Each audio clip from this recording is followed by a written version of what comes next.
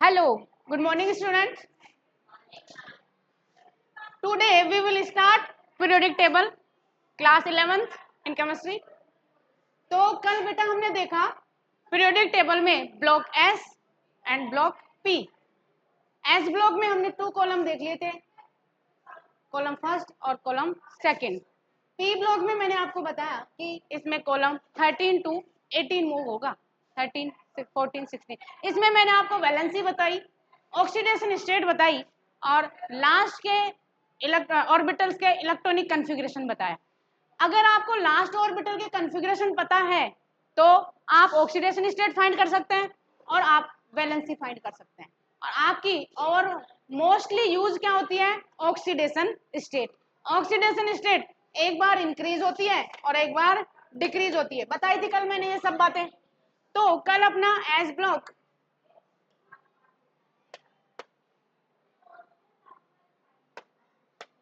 और P block हमने complete कर लिया था। आज हम देख रहे हैं D block. D block periodic table के मिड में होता है, एस एंड पी ब्लॉक के मिड में प्रेजेंट होता है। ठीक है बेटा।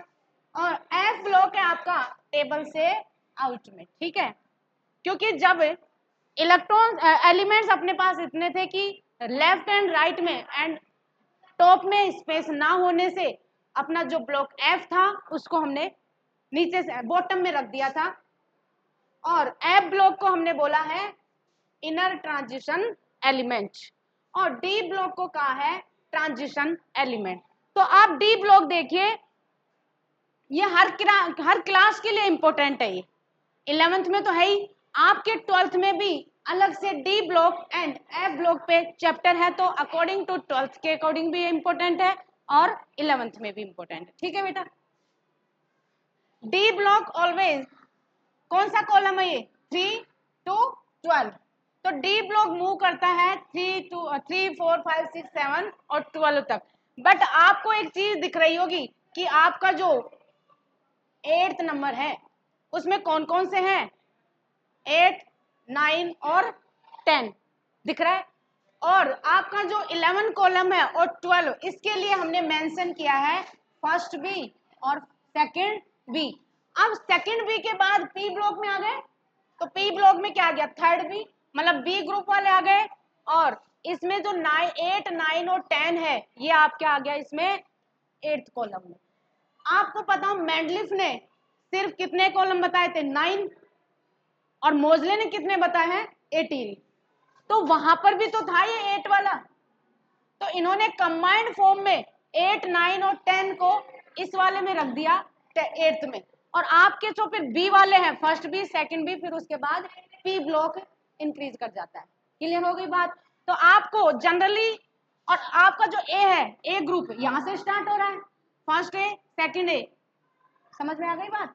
क्योंकि थर्ड फोर्थ फिफ्थ 7 6 7 फिर 8, फिर बी वाले ग्रुप स्टार्ट हो जाते हैं। बी वाला डी ब्लॉक के 11 कॉलम से स्टार्ट होता है। ठीक है, और अपना पी ब्लॉक तक मूव करता है। क्लियर है? नेक्स्ट देखिए,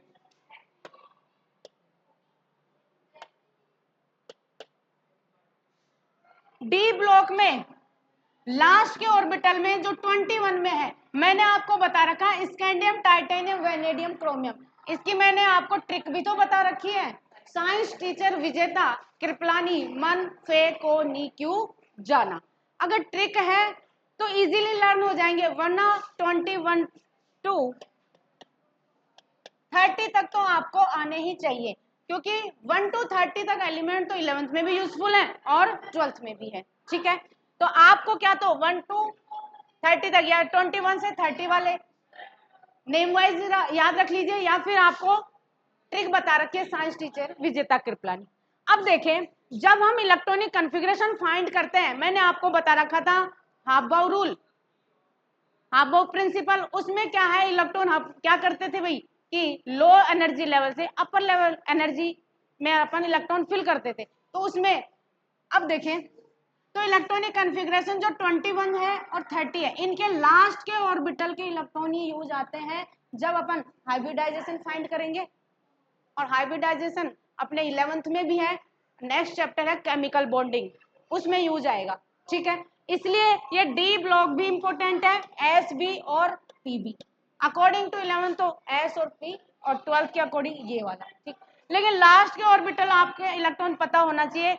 D से सीरीज स्टार्ट हो रही है और D1s2 D2s2। अब इसमें कुछ एक्सेप्शनल केस हैं, एक है क्रोमियम और एक है कॉपर। क्रोमियम कॉपर का है 3d5,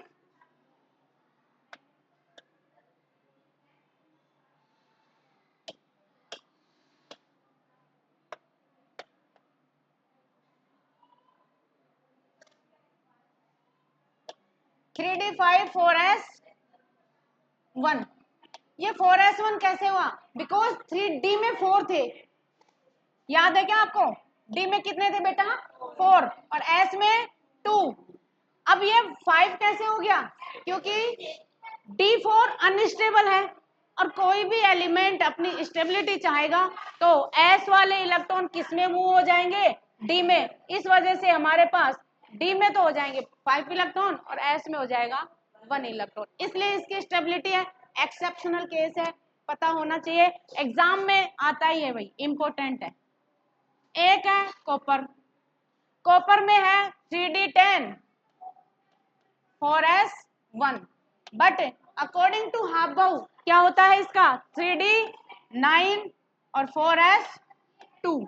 ये भी आपको पता है कि कॉपर अपनी स्टेबिलिटी चाहता है, तो s के इलेक्ट्रॉन कहाँ मूव करेंगे? d में। इस वजह से हमारे पास s में क्या हो जाता है? 1, और d में कितना हो जाता है बेटा? 10। तो फाइनली कॉपर का इलेक्ट्रॉनिक कॉन्फ़िगरेशन क्या होगा? 3d10 4s2, that is stable. ठीक है, कॉपर अपनी स्टेबिलिटी चाहेगा तो अपना कॉन्फ़िगरेशन चेंज करेगा, 3d10 4s1। ट्रिक मैंने आपको बताई रखी है। तो इस तरह से आपकी ये हो जाता है डी ब्लॉक। डी ब्लॉक में कुछ इंपॉर्टेंट बातें और हैं, वो भी देख लीजिए एक बार। आपको ये दिख रहा है column 12, zinc, cadmium and mercury, Zn, Cd और Hg। Zinc, cadmium, mercury. बेटा सुने, zinc, cadmium and mercury D block तो है बट ट्रांजिशन एलिमेंट नहीं है।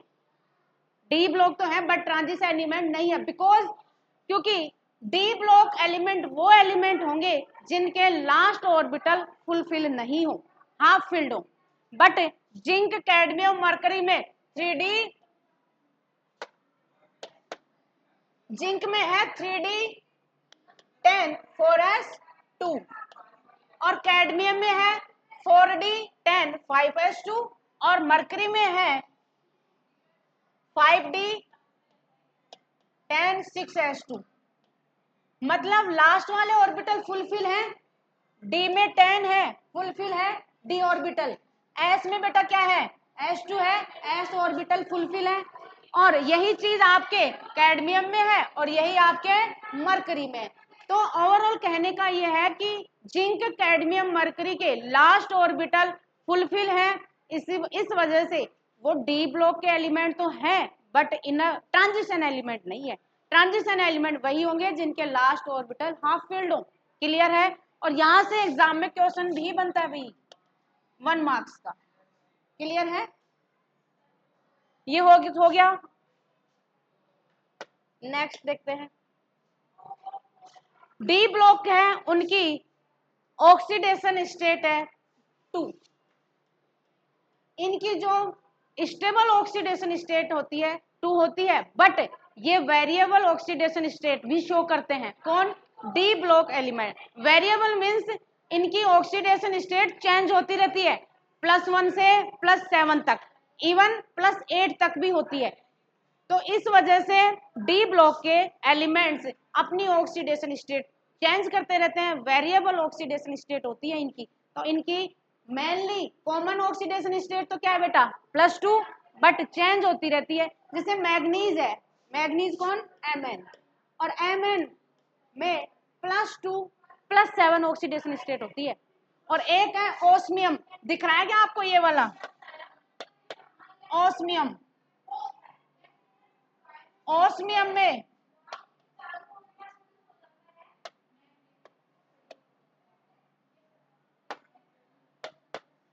ऑस्मियम में प्लस ऑक्सीडेशन स्टेट होती है।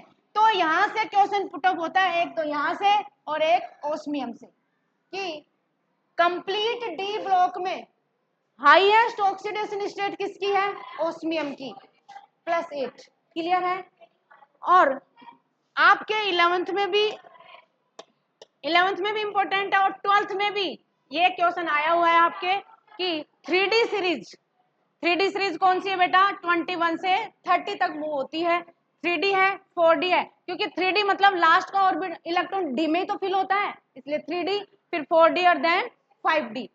तो 3D सीरीज में हाईएस्ट ऑक्सीडेशन स्टेट किसकी होती है, मैग्नीज की, कितनी, +7। ठीक है, तो आपको याद रखना है कि कंप्लीट डी ब्लॉक में हाईएस्ट ऑक्सीडेशन स्टेट ऑस्मियम की, बट 3D सीरीज में हाईएस्ट ऑक्सीडेशन स्टेट किसकी है, मैग्नीज की, +7 है। इंपॉर्टेंट क्वेश्चन है यहाँ से भी और यहाँ से भी।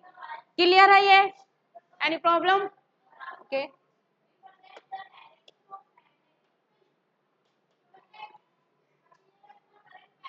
फिर आपके 4D और 5D है। तो इस तरह से आपका overall D block almost complete है। अब आप देखें इनर ट्रांजिशन एलिमेंट, जिसमें कौन है बेटा,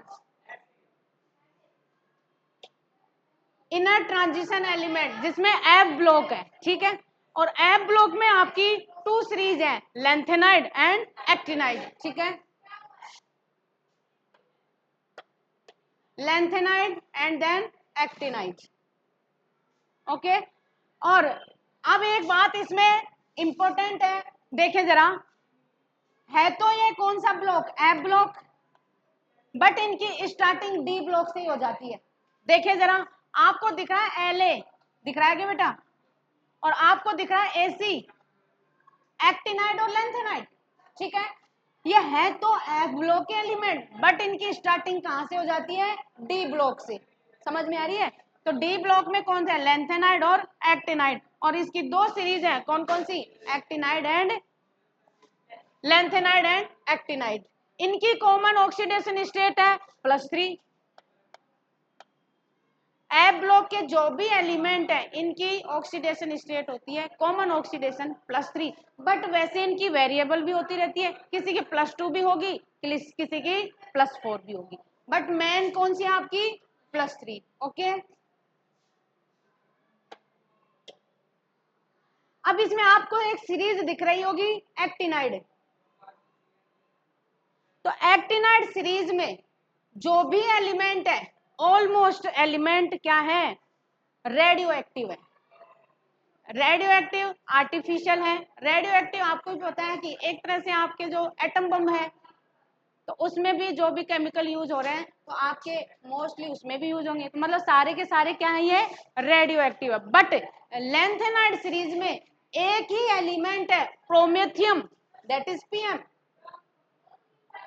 प्रोमेथियम, यही एक क्या है, रेडियो एक्टिव एलिमेंट है। बाकी क्या है, आपके लेबोरेटरी में यूज होता है, लेकिन है तो, लेकिन इसमें सिर्फ, और रेडियो एक्टिव एलिमेंट आपको भी पता है कि ये सारे के सारे क्या है भाई, रेडियो एक्टिव है तो दैट इज हार्मफुल है। तो लेंथेनाइड सीरीज में एक प्रोमेथियम है, बट एक्टिनाइड सीरीज में यूरेनियम के बाद ऑलमोस्ट एलिमेंट क्या है, रेडियो एक्टिव है। क्लियर है, that is clear, any problem? Next देखते हैं।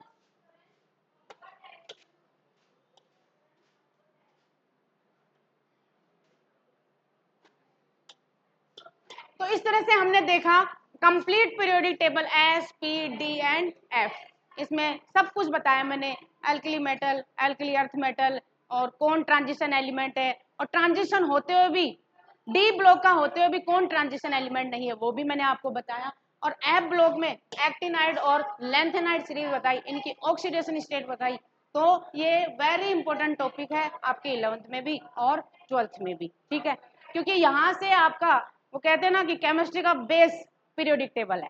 ठीक है, क्योंकि ऑर्गेनिक केमिस्ट्री में भी नेगेटिविटी बेस पे आपके क्वेश्चंस आते हैं कि किसकी नेगेटिविटी इंक्रीज है, किसकी डिक्रीज है, तो वो पीरियोडिक टेबल से ही पता चलती है आपको। ठीक है बेटा, क्योंकि नेगेटिविटी कहाँ से कहाँ इंक्रीज होती है, लेफ्ट टू राइट मूव करते हैं तो इलेक्ट्रॉन नेगेटिविटी इंक्रीज होती है। ठीक है, और अप टू डाउन डिक्रीज होती है।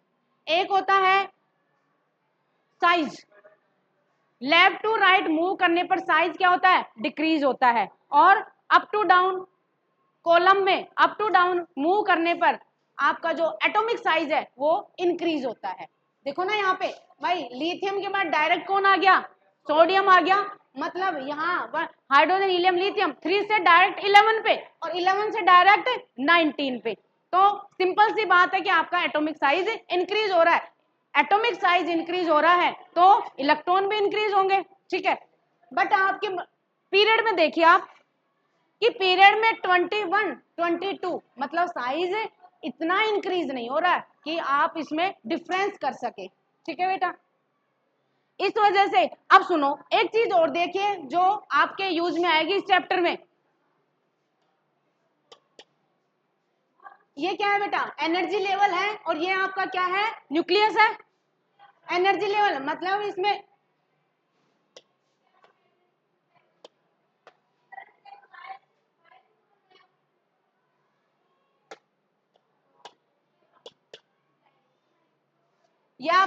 ये है न्यूक्लियस, ये है एनर्जी लेवल, जिसको हम शेल भी बोल दें, ठीक है, KLMN इस टाइप से। तो आप सुने, अगर आपका 21 एलिमेंट है, एटॉमिक नंबर 21, और उसमें इलेक्ट्रॉन सपोज दैट यहीं पे लास्ट हो जाते हैं इस वाले सेल में, समझ पा रहे हैं बात को, अगर इलेक्ट्रॉन आपके यहीं फिल हो जाते हैं S P D and F, अगर इसी एनर्जी लेवल में फिल हो जाते हैं तो आपका 22 टाइटेनियम कहाँ फिल होगा, यहीं पर होगा, बिकॉज क्योंकि 1 ही तो इलेक्ट्रॉन इंक्रीज हुआ है, सेल तो वही है ना बेटा D, मतलब D में कितना है 3D1 4s2 और टाइटेनियम में है 3D2 4s2, मतलब D में इलेक्ट्रॉन इंक्रीज हुआ है, सेल तो वही है। सपोज डी आपका यही है डी सेल, और 21 इलेक्ट्रॉन यही हो गया कंप्लीट, तो 22 भी यही आ जाएगा, समझ गए बात को, क्योंकि आपकी सेल तो यही रहेगी, इलेक्ट्रॉन यहाँ पर इलेक्ट्रॉन इलेक्ट्रॉन एक और इंक्रीज कर दिए। तो आप ध्यान रखें कि लेफ्ट टू राइट जब मूव करते हैं पीरियोडिक टेबल में तो आपकी सेल तो वही रहती है, इलेक्ट्रॉन 1 इलेक्ट्रॉन होता है इंक्रीज, तो जैसे जैसे 1 इलेक्ट्रॉन इंक्रीज होगा तो आप पे न्यूक्लियस पे चार्ज भी इंक्रीज होगा, सिंपल सी बात है, जिसको हम कहेंगे जेड इफेक्ट। क्या कहेंगे, जेड इफेक्ट, जैसे जैसे लेफ्ट टू राइट मूव करते हैं तो आपका न्यूक्लियर इफेक्टिव चार्ज इंक्रीज होगा, जिसको हम कहते हैं जेड इफेक्ट, ठीक है। जेड इफेक्ट इंक्रीज कब होता है, जब इलेक्ट्रॉन इंक्रीज हो रहा है और उसमें सेल सेम टू सेम है, सेल कभी इंक्रीज नहीं होती। बट साइज पे जब क्वेश्चन पूछे कि टॉप टू डाउन जाने पर क्या होता है, साइज इंक्रीज होता है, लेकिन लेफ्ट टू राइट जब हम मूव करते हैं पीरियोडिक टेबल में तब आपका न्यूक्लियस पे चार्ज भी इंक्रीज होगा, कब उसमें 1 इलेक्ट्रॉन इंक्रीज होता है, बट सेल वही रहती है। तो आपको एक कॉमन बेसिक चीज है जो इस चैप्टर में हर चीज पता होनी चाहिए, क्योंकि ये इसी का जो बेसिक कवर होगा तभी तो क्वेश्चन आंसर निकलेगा। अब देखें अगला, ये समझ में आया, नेगेटिविटी पे मैंने बता दिया कि नेगेटिविटी कार्बन की ज्यादा है भैया नाइट्रोजन की, इलेक्ट्रॉन नेगेटिविटी कार्बन की ज्यादा है या नाइट्रोजन की, या फिर हाइड्रोजन की, नाइट्रोजन की, बिकॉज हाइड्रोजन तो स्टेबल है ही नहीं पीरियोडिक टेबल में, कभी वो 1 कॉलम में आता है, कभी कभी वो 17 में भी आ जाता है, और कभी आपको यहाँ पर भी ये दिख रहा है बीच में, तो इसकी तो कोई स्टेबिलिटी है ही नहीं। हम हाइड्रोजन की जगह क्या ले लें बेटा, लिथियम, तो lithium carbon and then nitrogen में इलेक्ट्रॉन नेगेटिविटी है नाइट्रोजन की, because left to right move करने पर इलेक्ट्रॉन नेगेटिविटी इंक्रीज होती है और टॉप टू बॉटम डिक्रीज होती है। क्लियर है ये, एनी प्रॉब्लम, ओके।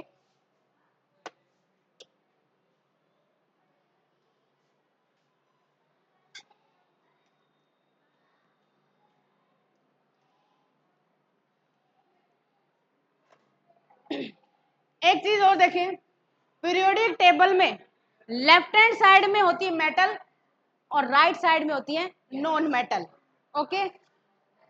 तो हम क्या कह सकते हैं, और बीच में मिड में पी ब्लॉक के मिड में जिगजैग फॉर्म में, किसमें, जिगजैग फॉर्म में, जैसे बोरॉन है, silicon, germanium, antimony, tellurium, polonium, इस टाइप से एक सीडी फॉर्म, स्टेयर फॉर्म में, जिगजैग फॉर्म में मिलेगी, वो होती है आपकी मेटलोइड्स। क्या है बेटा?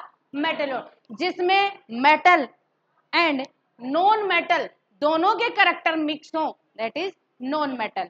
तो याद रखें कि मेटलोइड जिसमें मेटल और नॉन मेटल दोनों के करैक्टर मिक्स हो, मेटलोइड होंगी। और लेफ्ट हैंड साइड में आपकी कंप्लीट क्या है? मेटल्स हैं।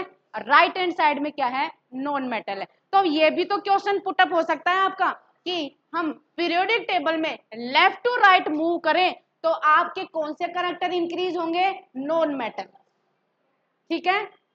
और लेफ्ट हैंड साइड में क्या है आपकी? मेटल्स हैं। तो मूव ऊपर लेफ्ट टू राइट जाने पर क्या हो रहा है? मेटल्स इंक्रीज हो रही है। बट टॉप टू बॉटम में तो मेटल ही है, तो इसलिए हमने कह दिया कि पीरियोडिक टेबल में टॉप टू बॉटम में तो मेटलिक कैरेक्टर इंक्रीज होंगे और आपके लेफ्ट टू में क्या है? नॉन मेटल कैरेक्टर इंक्रीज होंगे, मतलब नॉन मेटल्स इंक्रीज होंगी। क्लियर है? फिर इसी के बेस पे मेटल नॉन मेटल पे एक क्वेश्चन पुटअप और हो जाता है, एसिडिक एंड बेसिक। ठीक है, तो लेफ्ट टू राइट जा रहे हैं तो आपका बेसिक वाला, और अप टू डाउन जाने पर आपका एसिडिक इंक्रीज होगा। क्लियर है बेटा? ये बहुत इंपॉर्टेंट टॉपिक है आपका पीरियोडिक टेबल, इसमें आप जितने चाहे क्वेश्चन बन सकते हैं। ठीक है, क्लियर है? यहाँ पे एक होता है शील्डिंग इफेक्ट। क्या होता है बेटा? Shielding effect. शील्डिंग इफेक्ट का मीनिंग समझे कि देखिए जरा, ये अपने पास न्यूक्लियस है, ये क्या है बेटा? न्यूक्लियस। तो भाव्य बताएं कि न्यूक्लियस में कौन प्रेजेंट है? इलेक्ट्रॉन या न्यूट्रॉन प्रोटॉन?